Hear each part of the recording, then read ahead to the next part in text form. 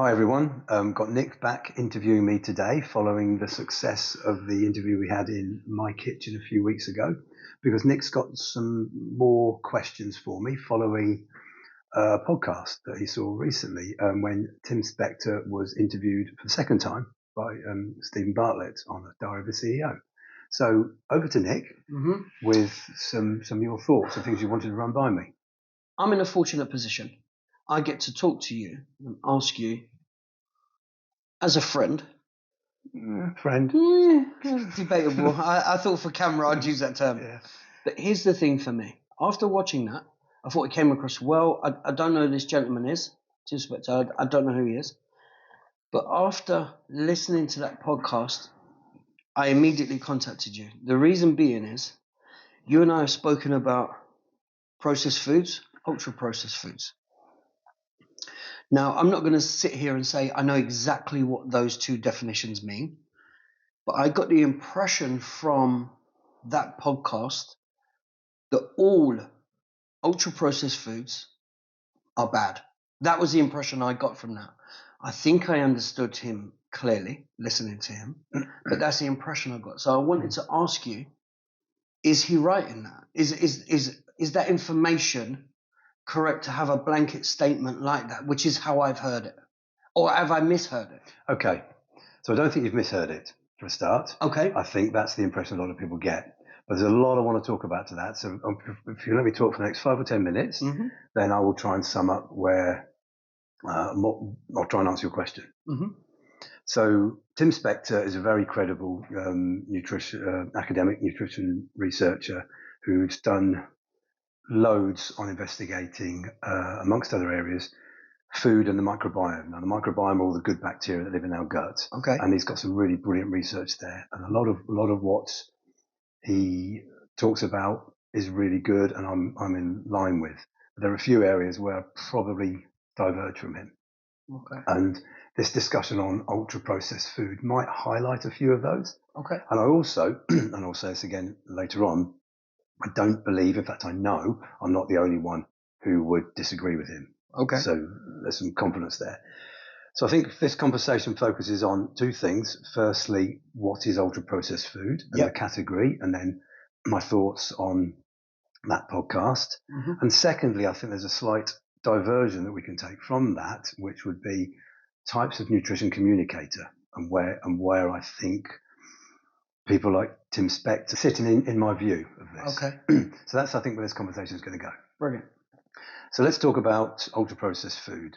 So there was a definition, I believe it was in 2009, by a professor from the University of Sao Paulo in Brazil, Carlos Monteiro, I think that's how you pronounce his name, who came up with what's now known as NOVA. Now, NOVA is not an acronym, it is a word in capital letters, that is a system for categorizing food and the way it's been processed. And there are 4 categories. So very briefly, you've got category 1, group 1, which are foods that have been minimally processed or in the raw form. So vegetables as they're picked, frozen veg would be included in that as well. I think it's minimally processed. Okay.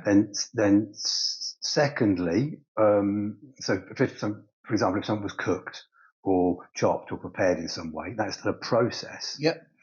That would be group 1. Second group are things like condiments, like salt and pepper and spices, and anything that can be extracted in its whole form and then can be used with group 1 foods. Brilliant. Which brings towards to group 3 foods, which are those combined. So traditional bread, these are traditionally processed foods. So you might have something, let me give a great example. A lot of cultural traditions would come into group 3.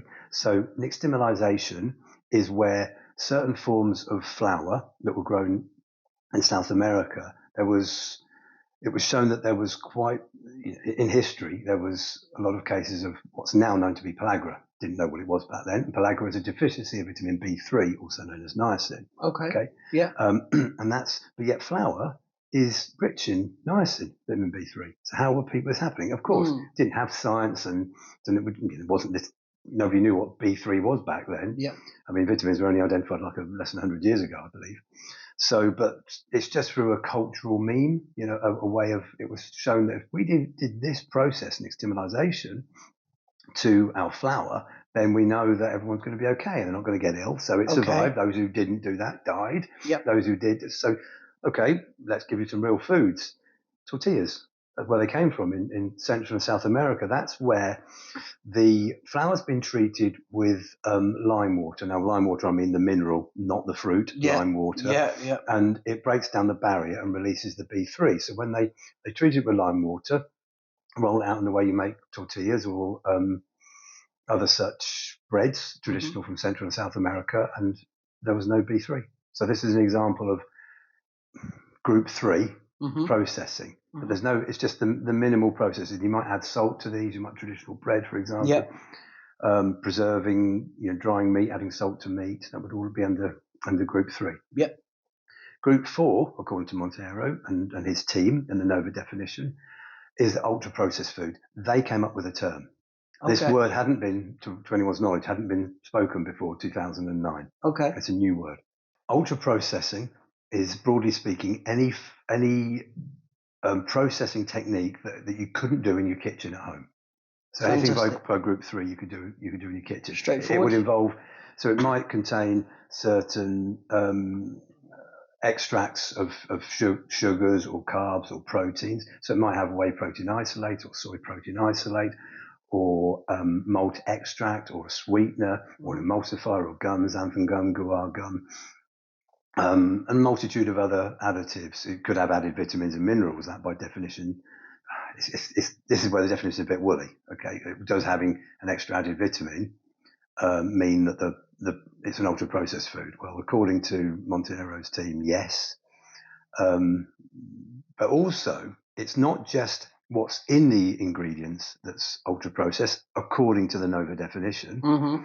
It's also how it's marketed. So if it had a claim like low fat, high fiber, low salt, added vitamins and minerals, then it would also be ultra processed. And also there are other things as well. It's whether the way it's sold is just to drive its sale. If it's marketed in such a way that you want to sell more goods, more of it. And the hyperpalatability, is it made to be hyperpalatable? So people want to eat it and have more and more and more, according to the definition. Obviously, there's a lot of wool around this. So that's, broadly speaking, the definition. Okay, there is some nuance in this, and rightly, these are good researchers. But for a layperson, it's basically what can't be done in your home kitchen. Yes, correct. And the way it's marketed. And the way it's marketed. And the way it's commercialized. Okay. That's important as well, the definition. Yeah. So you can, if anyone wants to read about NOVA, there's loads of it online. Now, it's been talked about over the last 10 years, slowly. And this year, especially in the UK, everyone's talking about ultra-processed food. And that's partly due to people like Tim Spector, who's been on several podcasts, and another guy called Chris Van Tullochen, who's a former TV presenter, or still is a TV presenter, who wrote a book that's a UK big seller this year called Ultra Processed People. I don't know how it sells out of the UK, but it's very much a big deal over here. And it's very interesting. There's a lot of really good information in that book. I highly recommend everyone reads it who's interested in what they eat. Right. I just dispute a bit of it, which we'll come to. Yeah. Spector and Van Tullochen have been on all the podcasts together. And I think, broadly speaking, they agree with each other. And it's good to get their perspectives. Okay, so where do I sit? What do I feel about the term ultra-processed food? It's very useful. Okay, it's absolutely useful. And I believe this was part of its motivation, was to look at dietary patterns. Is it the case that people have a lot of ultra-processed foods in their diet, are getting a lot of modern metabolic diseases like type 2 diabetes, high blood pressure, polycystic ovary syndrome, obesity? And is it associated with early all-cause mortality? Is it also associated with Alzheimer's disease and other forms of dementia and other such diseases? Yes. And anyone would be a fool not to acknowledge that. So I absolutely, of course, I'm in line with that. Otherwise, I'd be one of these conspiratorial sorts. Right, okay. Showing a disease pattern. People who have high amounts of what falls under NOVA category 4, i.e. ultra-processed foods, there is a high degree of these modern diseases. The problem is, it's the definition for me. Okay. Okay, so a lot of people have rightly challenged the definition, because is it the case that, okay, these foods are high in the wrong sorts of fats, the saturated fats, we spoke about types of fat last time, and high in sugar, and low in fiber, and low in micronutrients. Micronutrients, I mean vitamins and minerals, that are therefore, that's the reason why they're getting these diseases. Okay, this is a challenge. I'm not going to say whether that challenge is right or wrong. Mm-hmm.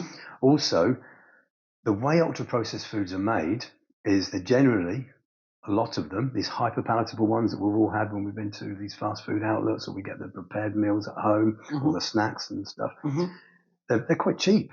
They've actually become cheaper than traditional foods over the last 50 years. So associated with poverty and people on lower incomes.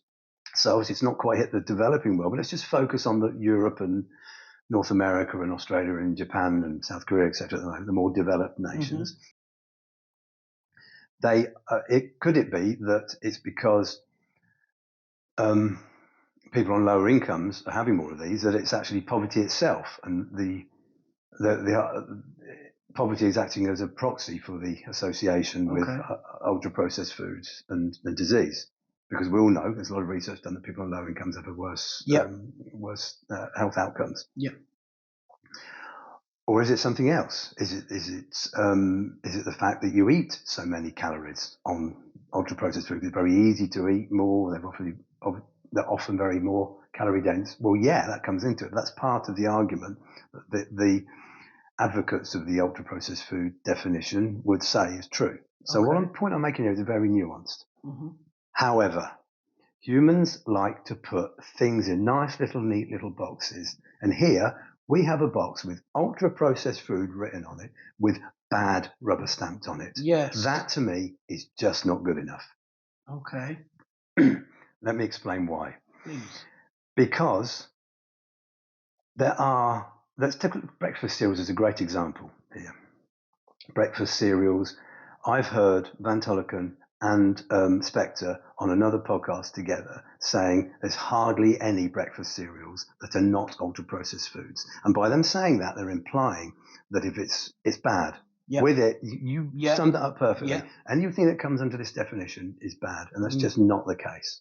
Okay. So just because it might have one of these so-called ultra-processed food ingredients in it, which some breakfast cereals do, I'm not going to name brands, but there are a couple of leading high-fiber, nutritious breakfast cereals that I would deem certainly as healthy.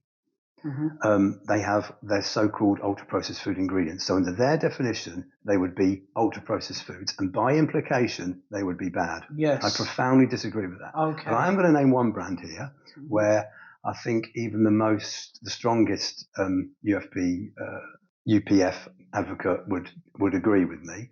Shredded wheat, Nestle shredded wheat, 100% whole wheat. Now we know that whole wheat foods have been associated with good health outcomes, cardiovascular health outcomes. There's a strong association with that. And they're 100% whole wheat. They have no other added ingredients. Okay, but then why did they? I mean, these are popular. Shredded wheat are popular. They come the big ones, the smaller ones are popular. So I wouldn't say that's just about all breakfast cereals. I would say that's quite a significant chunk. Okay, that's not ultra processed food by that definition. And of course, we've got some good quality mueslis as well. They've got no additives in them. And we've got porridge oats, of course, another breakfast cereal. So there's three there that wouldn't even come under their definition. But it's some of these grey area ones. Sorry, just a couple of things. The other leading brands that maybe have malt extract in them. So by definition, malt extract would make it an ultra processed food. Wow, they might have added vitamins and minerals in it. Well, the vitamins and minerals are added because it's been associated with because some of the processing techniques, even under group 3, would mean there is a loss of these. I know you want to say something. Let's rewind to white bread for a moment. Now, that's not an ultra-processed food under the definition, or it might not be. Traditional white bread might not be. Because when they process the flour to make it white, which has been done, this isn't in the industrial era. It isn't in the modern industrial era. So in food terms, the modern industrial era I would call post-World War II. Okay. I know the Industrial Revolution was 150, 170 years ago, but I know, and I also know, caveat here for all the people who are going to criticize me, there were so-called ultra-processed foods that were now under that definition that were invented way before World War II. But it's the process of bleaching the flour that did remove some of the vitamins and minerals, but it gave it a longer shelf life. And this under Nova would come under category 3, not category 4. Right. So I'm quite comfortable.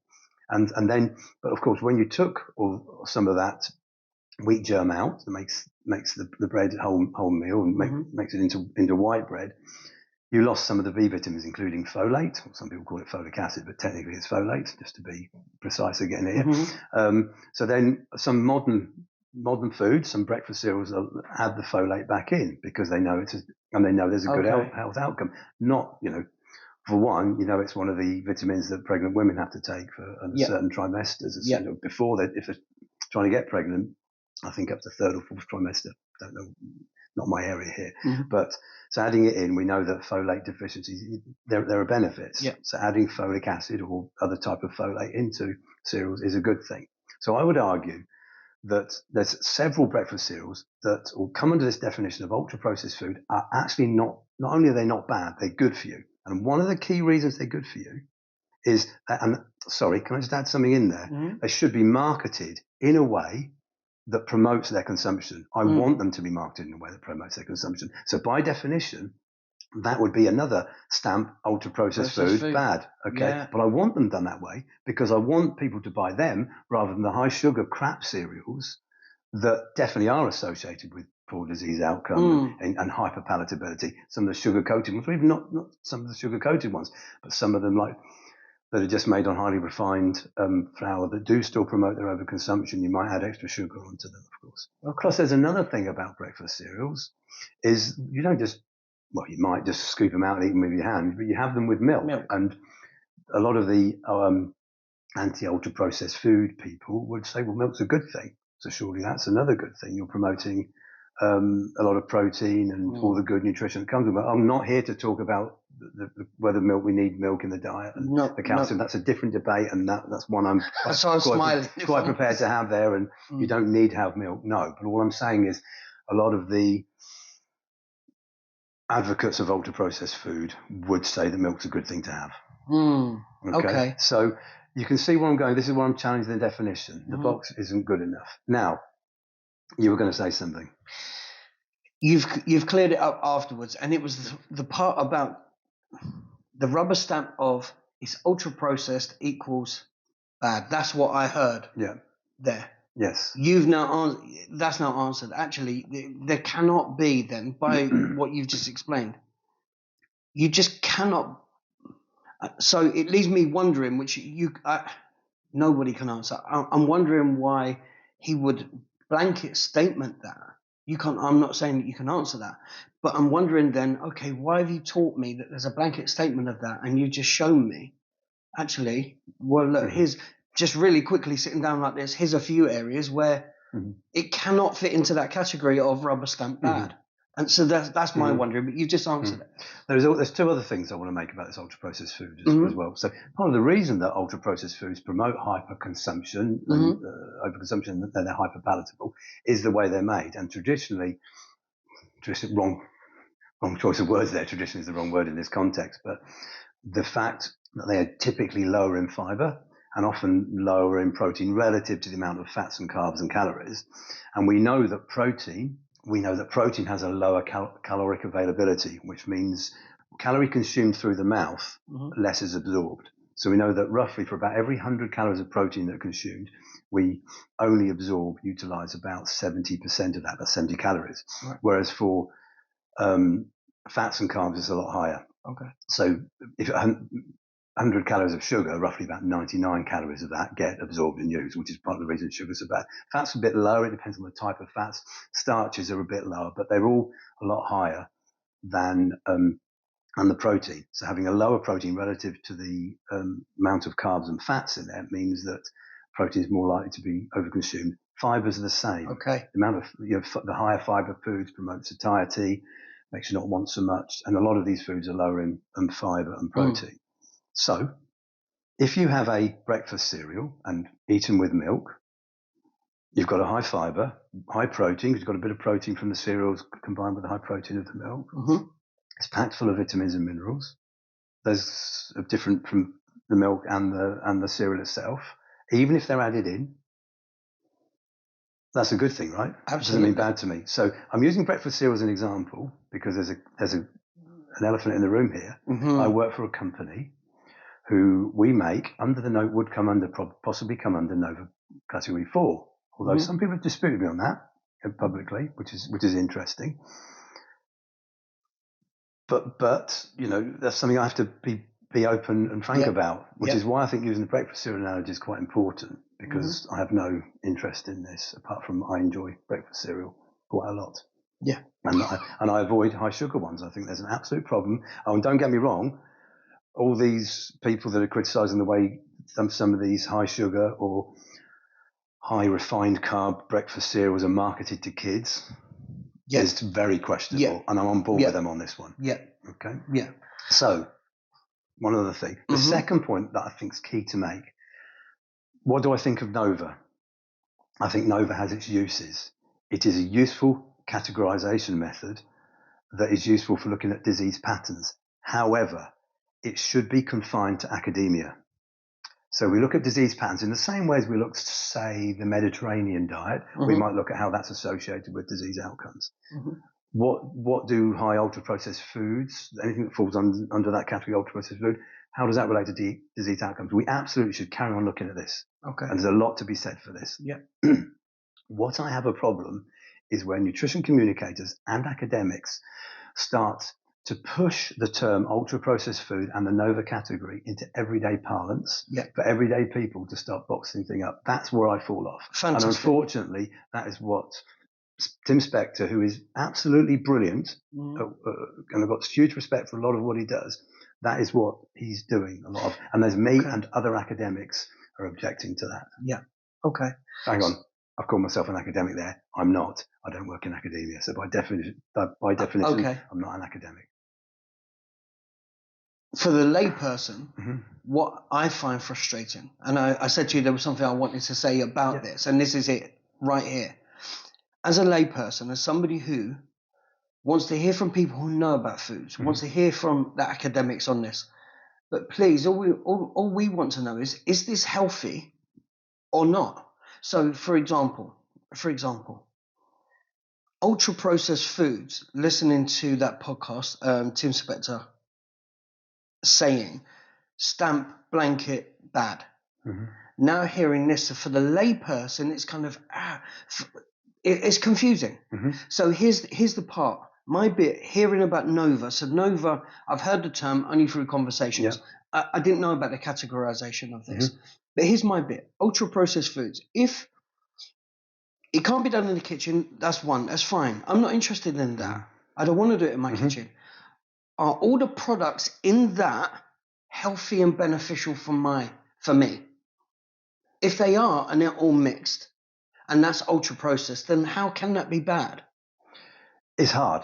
It's very hard for the lay person to discern what's good and bad, especially when you've got highly credible communicators like Spector and Van Tulleken, who do so much brilliant stuff, who a lot of what they say is objectively very useful. So how does someone discern, well, this is it, and I think people should listen to a bunch of opinions. I don't want them to not say what they feel. I absolutely want them. I'm going to get to a point where we need more of these in the world. Yes. We'll get to that in a moment. But the only way people can try and establish what's good and bad is to listen to a range of people and try and make their own judgments. Yes. Unfortunately, Nick, I don't know if there's an answer to your question, what's healthy and what's not healthy. But you kind of have an intuition. And this is a phrase I've come up before, I've said before, but nutrition science is not rocket science. Sure, if you want the detail that I try and get across a broad range of nutrition, yes, it becomes quite hard. It's a very, very hard science. I wrote an article on my Substack about this, because how hard is nutrition, where I'm discussing the term hard science and soft sciences. And I'm actually making the point that maybe nutrition, which is a biological science and always seemed to be a hard science, isn't actually a hard science. Okay. It's more of a soft science. Wow. It's a mixture of both. So Okay. in the article, and I realize I've gone off topic here slightly, but psychology, sociology, anthropology are all more soft sciences. Not that they're any less credible. Absolutely not. It's just that it's not like sort of hard physics where you have mathematical equations that can work things out. Yeah. And the biological sciences are often seen as hard. Yes. Well, I'm saying nutrition, can be if you're looking at your cholesterol levels and things like that. That maybe that is more the hard, but quite often looking at disease patterns, and we've only got epidemiology that shows association between intake of certain foods like the Mediterranean diet and disease outcomes. Then it is actually more of a soft science. Which is just a thought. I mean, it's a categorization. Yeah. What am I doing here? Is I'm trying to put things in boxes. Yeah. Whereas it's not. I'm just trying to say it's more nuanced, and it's really, really complex. So it's hard for people to discern what's right or wrong. So I've got a few other ideas. So we've just been discussing the ultra-processed food category, why I challenge it, and also why I feel it's difficult for a lot of lay people to discern from these very credible communicators what's good information and what's bad information. Yeah. Have you got anything else to say on that bit? No, if I'm honest with you, it's the bit that I said earlier on. For the layperson, it's very... I like the idea, and I know it was a bit of a left turn that we was talking about, but I like the idea of hearing you say, well, actually, there's so many nuances within this that you can't, it's not just a yes or no on a lot of this stuff. Yeah. And for the layperson, I think that's what I'm after. If I go and eat this, is it good for me? Okay. And actually, I'm going to defend a lot of the high advocates of ultra-processed food here. I don't think any of them, or at least the ones like Spectre and other, but I know none of them are saying you should never have ultra-processed foods. They're not saying that at all. They're just saying we should be cutting right down, and we need some sort of food policy that's government-led, not industry-led, by the way, that should be focusing on these foods. But I still fall off when it's the categorization. That's where I fall out. Okay. So do I think the categorization should be done away with? No. Do I think it should be combined to academia? Absolutely. I do not want the lay people talking about this for reasons that I've done, because it confuses people. And you're a prime example of the confusion caused by this type of thinking.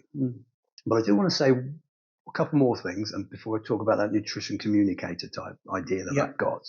So there's a term that's called food reductionism, also called nutritionism. So the world-renowned food writer and journalist and plant writer and journalist Michael Pollan, you've probably heard of him.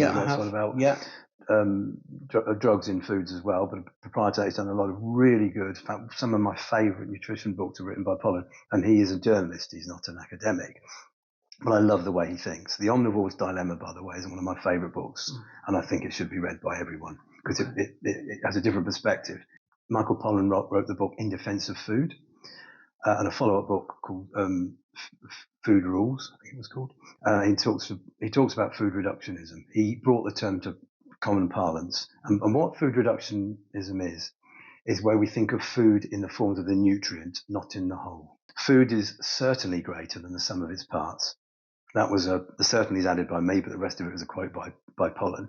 But I agree with him on this. It certainly is, for all the cultural reasons. When I spoke about nixtamalization earlier, and the certain cooking methods, and it certainly is. Even the fact that ultra-processed food is a thing means that it's greater than the sum of its parts, because we're looking at it for flavour and texture and commercial reasons. So, now, the term nutritionism means the same as food reductionism. That was coined by an Australian food policist called Georgi Scrinis. He came up with that term in an essay called Sorry Marge, that he wrote to the early audience. Margie means margarine. And he followed up in his 2013 book called Nutritionism, which is a useful book to read, but man, it's hard work. And I probably don't recommend it, whereas I would recommend Pollan's books. If you work in nutrition, you should absolutely be reading Nutritionism. It's an essential read, but I think if you're just a lay person interested in having good food, don't read it. But they've come up with this definition of food reductionism, and we should be thinking of food as greater than the whole of its parts. Completely on board with that. Kind of Nova was running simultaneously to their ideas. The Brazilians were coming up with this term and this categorization of Nova, and they share the thought that we shouldn't be looking at the reductive way of food policy. Okay? And they came up with Nova, where they put things in 4 little categories. And to me, that's even more reductive than just looking at food in terms of nutrients. It's just reductive in a different way. It's a reductive way of looking at it. Yeah. So I think it's failed in this. So how about another way of looking at it? And I don't think this is going to work, but I believe it's the only thing that could work. Okay. We absolutely must not do away with looking at the nutrient values of food. The way nutrition science has come on over since the days of Hippocrates and back in Aristotle, even when we were talking about food, especially in the last 150 years or since the war, in the last 70 years since the war. There's been so much we found about food nutrition. We know so much. We absolutely should carry on looking at food policy as well, looking at the nutrient, but do it as well as the food. So how about we incorporate something like Nova, maybe even Nova, as part of that discussion, as part of the way of looking at it? But there's more. Of course, I'm not going to ramble too long on, because I can, about environmental destruction and sustainability and ESG. By ESG, I mean environment, social governance. Looking at all this sort of thing, I think that's integral to the conversation of the third decade of the third millennia, where we are and onward. We've got some problems, so that needs to be addressed as well, and also cultural.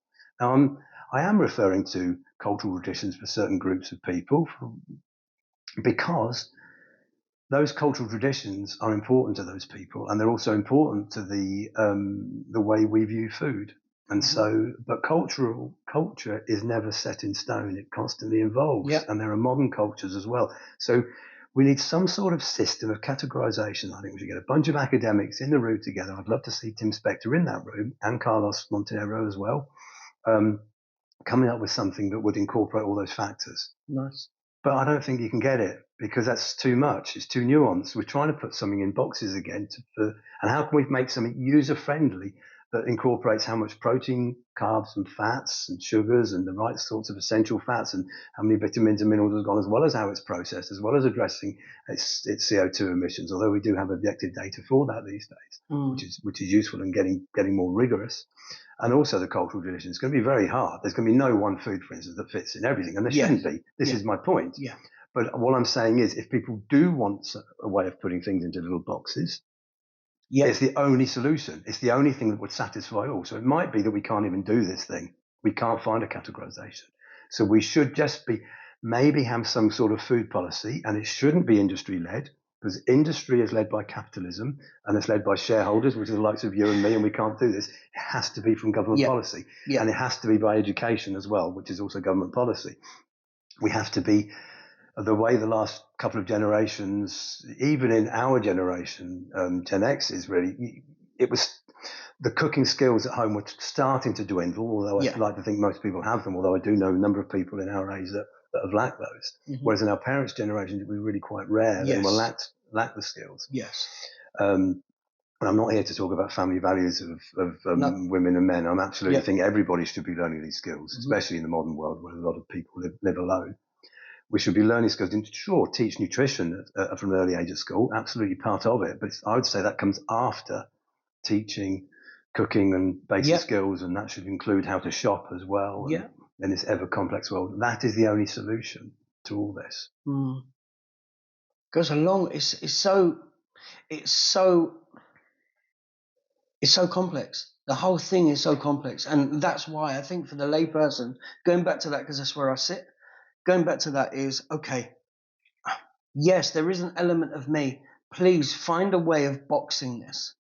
But just so I know, okay, I am going to go and eat that, and there it is in that box. It is terrible food. There are certain foods out there now that I know I can go and purchase today, and I know there's nothing good. It tastes good. There's nothing good for me in that. I know that. But when I'm hearing people in the profession, people in that world that live that life, that understand this life, and there's that disagreement of certain areas, I'm going to put it really crass, but the layperson feels screwed. And that's great, and I want to address that. But I'm just going to address something else you just said there. For a start, and everybody, not everybody, but all the credible ones would agree on this. You should not be demonizing any food. No one food is bad for you. There is absolutely nothing that's permitted for sale for eating that you should not be eating at all. There's just lots of food you should be cutting right back down on. And also something else you've said there is nothing in there that's good for me, you just said. I would disagree with that. There's good in everything. The very fact that it has energy and calories, that's good for you. Okay. Maybe there's an overconsumption of it, and maybe the way it's being made promotes overconsumption. There's a lot wrong with that, but there is nothing you shouldn't be having. In the same respect, there should be nothing you should be having. Some of these social media influencers will wait and will say, you must be eating this, include this every day. There's nothing there either. It's dietary patterns. And this is where me and the ultra-processed food advocates are completely on the same page. They're not saying that. And I'm not saying that. You know, it's just a very interesting take. I like that. There is no food you shouldn't have. And any of these dickheads that on social media that are saying, don't have that, there's a lot wrong with that. Okay, cut right down on it. You should be having these less often. That's a good way of communicating. Which is one watch out, by the way, for someone I think is a credible communicator or not. If anybody speaks in absolutes and says, don't have this, don't do that, switch them off, switch to someone else, like Tim Spector, who would never say anything like that. Yeah. Okay? Yeah. But your question, which brings me on to the next one, is your question about who can you listen to or not. Now, I'm going to try something out with you. I've sounded out a couple of people just face to face, but I've not said recorded on camera yet. I'm going to try this out. Okay. So several months ago, maybe even a year ago, I was listening to a podcast, and a guy called Tim Urban was the guest. It was on Sam Harris's podcast, actually, which you know I'm a fan of, and he had a guy called Tim Urban, who's a journalist who talks a lot about science and communication and stuff like that, and he came up with these 4 categories. And I've taken what he's done and I've related it to the nutrition communication, and I believe it works perfectly. Okay. So Tim Urban came up with this, and I'd love to take the credit, but I can't. I pinched it from him.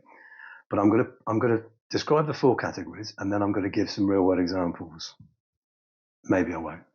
But we're going to. He says now these are metaphors. It's very important to have these 4 metaphors. You've got a scientist, somebody who speaks like a scientist. They don't have to be a scientist to speak like this. And importantly, a lot of scientists don't behave like this. Some of them come in the other 3 groups. But a scientist will speak in such a way that they're non-committal. They won't speak in absolutes. They'll talk about disease patterns and association. And they'll talk about the evidence up to date indicates this, that, and the other. Stats that we've had, the evidence that we have right now points to this, not committing that it's 100%. Okay, I'm with that. Yeah. That's speaking like a scientist. The next category down, you have a sports fan. Okay, now if you think about a sports fan, are you a football man? You're not, are you really? I like football. I do like football. You like football? Who's your team? Crystal Palace. Crystal Palace. So if Crystal Palace are playing, you might watch the players and you might say, oh, they bought this player, he's brilliant. And you'll do everything you can in your everyday parts to defend that. But if you lose on Saturday, you accept that loss. Oh, absolutely. You say, we didn't play as well. The other two, they were playing Man United. And Man United were playing better. You'd accept that. And but you've got your biases when you're talking about it up front. But when you see evidence contrary, you'll take that evidence. But then you might still start excusing them again next week. Absolutely. So that's speaking like a sports fan, as a communicator. Then your next one down is your attorney or your lawyer. This is the 3rd category. Now you think about attorney. You're defending a client. You'll do everything you can to defend that client. You'll twist, and within the confines of the rules of the game, the law, you will do what you can to defend them and get them off, even if you know you're being disingenuous. You don't care about whether they did it or not. You just want to get them off, but you stay within the rule book. But also, you'll also let your opponent, the prosecutor or defendant, to have his say. You'll listen to him, and you'll try and rip apart what he or she is saying. You'll listen to them, but you'll still respect that they're within the confines of the law, and you'll respect them, and you'll have a mutual respect. That's important as well. Yeah. So the 4th category, you've got your zealot. Yeah, know where we're going. Okay. Yeah. Your zealot here, you don't care about science. In fact, science might be conspiratorial. It's all made up.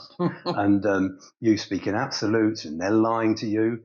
And it's just, you've got no respect for communication. It's your way or no way. You're ideological. And I would argue if you're following these people, you're also ideological. But that's another conversation for another day. Yeah.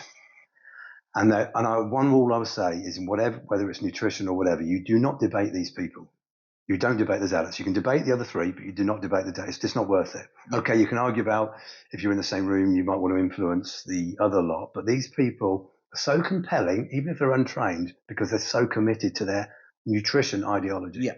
So I'm going to put a few names now in the nutrition world to where I think people sit on this. Okay. Now, this is caveat. this is completely my opinion. It's what I see from stuff I've read on them so far. I think people can also move categories. I've seen this before. Not that I'm going to give you any examples of that now, but you can absolutely move categories. Absolutely. And you, and this is my opinion. And on certain topics, I might see the individual behave more like in a different category. But in your scientists, you've got like Lane Norton, Peter Attia, Dr. Rids, if anyone follows him on social media. There's a bunch of social media experts. Rhiannon Lambert, she's a brilliant dietitian. They all sit firmly in the scientists. They speak like scientists, they self-correct, and very credible. In your second lot, the sports fan, is where I would put Tim Spector and Chris Van Tullochen. And others as well, because I do believe they will try and commit to their biases here, but they will be, of course, they'll be open to science. They absolutely respect science. I'd also put the World Health Organization as a group in that category as well.